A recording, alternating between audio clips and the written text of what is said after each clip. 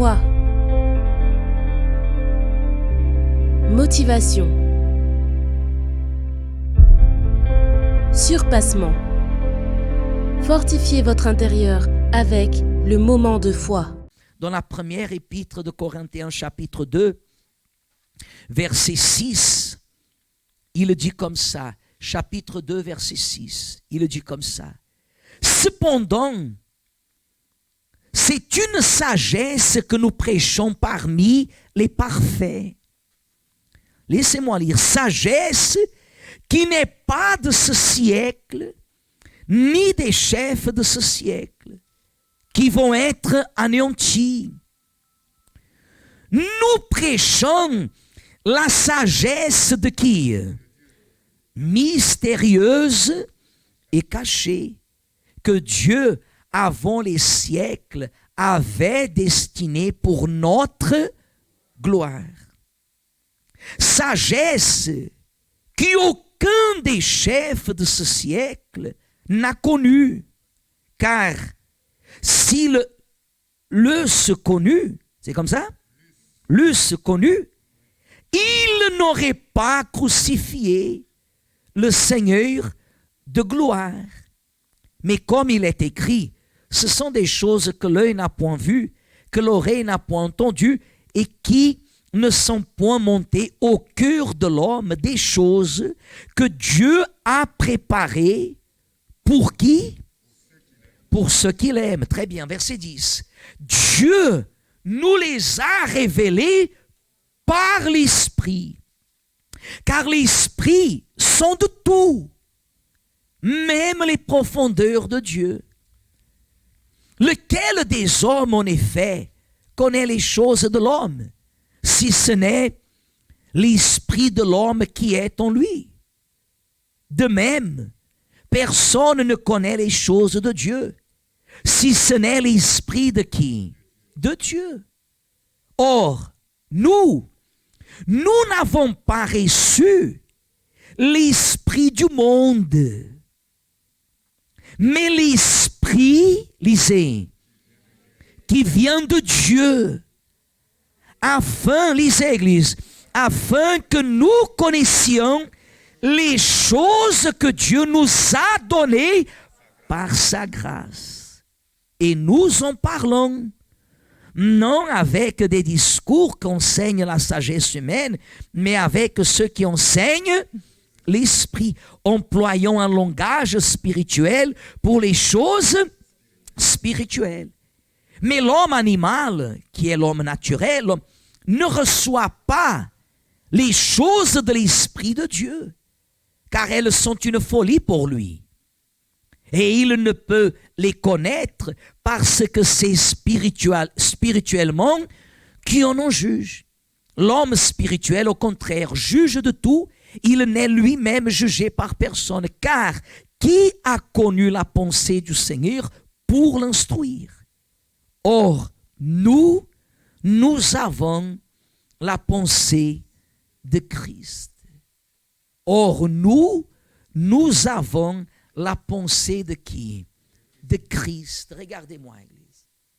À l'Église, faites attention à ça. À l'Église, vous n'apprenez pas une pensée du pasteur. Au centre d'accueil universel, vous n'apprenez pas la pensée de l'évêque Macedo, d'un évêque, d'un pasteur. Vous n'apprenez pas à agir votre foi selon la doctrine de l'Église. Tout ce que nous vivons à l'Église, nous vivons suivant la parole de qui? De Dieu. La seule chose que vous voyez que l'Église, elle fait, c'est la façon comme nous administrons l'organisation de l'Église, l'ordre de l'Église. Quand on va prier, nous disons comme ça, mes amis, levez-vous, fermez vos yeux. Pourquoi on dit fermez vos yeux? À vrai dire, on n'avait pas besoin de fermer les yeux. Mais quand vous fermez vos yeux, vous vous concentrez. Rien. Les personnes peuvent passer, quelque chose, vous n'êtes pas distrait. L'autre jour, je voyais ici à l'église, pendant la prière, une personne qui, pendant que le pasteur priait, nous disons comme ça, mettez les mains sur votre cœur. Déjà, la personne, elle croisait les bras. Et certainement le téléphone, le vibreur, il a sonné. Il a pris le téléphone en pleine prière pour répondre. Vous voyez que c'est l'organisation, c'est l'ordre de l'Église. Mais ce n'est pas une doctrine. Nous vous apprenons, tout ce que nous vous apprenons est dans l'objectif de vous amener à plaire à qui? À Dieu. On n'interfère en rien du tout. On n'interfère dans votre vie en aucun domaine. Votre vie sentimentale. La seule chose, c'est de vous montrer les paramètres, ce qui plaît à Dieu. Parce que nous sommes des hommes. On a déjà vécu des expériences avant notre conversion. Après la conversion. Nous avons des milliers d'exemples. Nous savons ce que ça va donner. Alors nous sommes là pour vous instruire. Mais on n'interfère en rien du tout. On n'interfère en rien du tout. Les décisions de votre vie vous appartiennent à vous seuls. Si vous voulez glorifier Dieu ou si vous ne voulez pas glorifier. Il y a des religions où la dame ne peut pas s'habiller comme ça, ne peut pas s'habiller comme ça, ne peut pas se coiffer comme ça, ne peut pas se maquiller comme ça. Il y a des religions où il y a certaines doctrines qui le disent, ah, c'est ce que dit la Bible. Mais c'est des versets isolés. Ce n'est pas l'esprit que la Bible, elle veut transmettre au peuple de Dieu. Et de là se forment les plusieurs églises et religions. Et chacun pense à sa façon parce qu'il manque l'instruction du Saint-Esprit.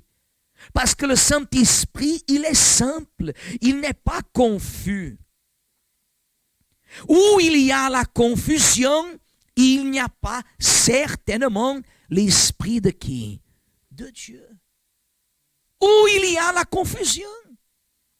S'il y a la confusion, l'Esprit de Dieu n'est pas là. La personne, si elle est dans le désordre, là où il y a le désordre, l'Esprit de Dieu n'est pas là. L'Esprit de Dieu, il agit dans la vie d'une personne lorsque la personne, elle travaille pour avoir la pensée, comme il dit, nous avons à la fin. Or, nous avons la pensée de qui? De Christ. Nous devons penser comme Jésus, il a quoi? Il a pensé. Nous devons penser comme Jésus a pensé. Et regardez ici, Église. Quelle est la première chose que la Bible témoigne une fois que Jésus, il a débuté le ministère? Jésus nous a rendu témoignage en se faisant lui-même baptiser, lui qui n'avait pas besoin, mais pour montrer que tout homme charnel a besoin de laisser la vie ancienne, d'ensevelir la vieille vie et débuter une nouvelle vie, sinon ça ne va pas marcher.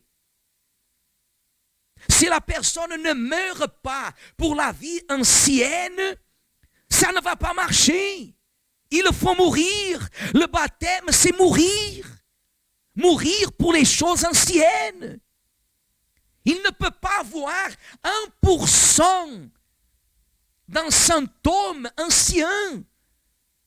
Sinon, cela veut dire que ce 1%, il va vous rattraper. Il vous rattrapera. Alors, la première chose fut le baptême. Deuxième chose, il a rendu témoignage à nouveau. Le Saint-Esprit est descendu sur lui. Il n'en avait pas besoin, mais pour montrer que rien peut être bien fait. Rien peut glorifier Dieu sans être guidés par l'esprit de qui? De Dieu. Et vous êtes venus à l'église, comme nous tous, à la recherche d'une guérison, d'une délivrance, d'une bénédiction. Et avec le temps, dès le commencement, vous avez appris que le plus important dans votre vie, c'est de ne jamais manquer les dimanches, le mercredi, parce que ce sont des réunions qui traitent de notre salut, de notre vie, de notre communion envers Dieu. Alors la personne, elle sait, elle voit que sans le Saint-Esprit, elle n'est rien. L'intention de Dieu, lorsqu'il a dit, Jésus aux disciples, de rester à Jérusalem, c'est pour qu'ils deviennent des témoins. Dieu, il voit notre intention. Dieu connaît votre intention. Dans toutes choses, Dieu connaît votre intention. Par exemple, je vais vous donner un exemple. Des fois, la personne, elle est à l'église. Par exemple, imaginez, je suis pasteur. Alors là, qu'est-ce que j'ai fait? J'ai fait quelque chose d'erroné. J'ai menti, j'ai volé, j'ai prostitué, personne n'a vu. Qu'est-ce que je fais? Il y a un baptême. Je vais me faire baptiser. Alors je me fais baptiser. Oh, c'est pardon. J'ai demandé pardon à Dieu. Et j'ai passé par le baptême d'eau. Voilà, j'ai demandé pardon à Dieu. J'ai abandonné ce que j'ai fait. Je lave mes mains. Dieu m'a pardonné. Non. Non. Ça, ce n'est pas l'ordre biblique. Ça, ce n'est pas l'ordre biblique. La personne qui fait ça, elle va rechuter à nouveau. Elle va rechuter à nouveau. Parce que quand la personne, elle commet une erreur, elle commet une bêtise, oui, elle doit la confesser. Elle doit la confesser. Mais si elle veut s'approcher de Dieu, elle ne peut pas jouer en faisant des choses, en cachant les choses et en recommençant comme si elle pouvait faire comme si rien n'était. La pensée de Jésus est celle-là. La pensée de Christ. Dieu il connaît quelle est votre intention. Pourquoi je veux le Saint-Esprit? Pour dire que j'ai le Saint-Esprit. Pourquoi je veux le Saint-Esprit? Pour que le pasteur, au moment que le pasteur demande, qui a le Saint-Esprit? Levez la main. Ah, j'ai le Saint-Esprit. C'est pour ça? Non.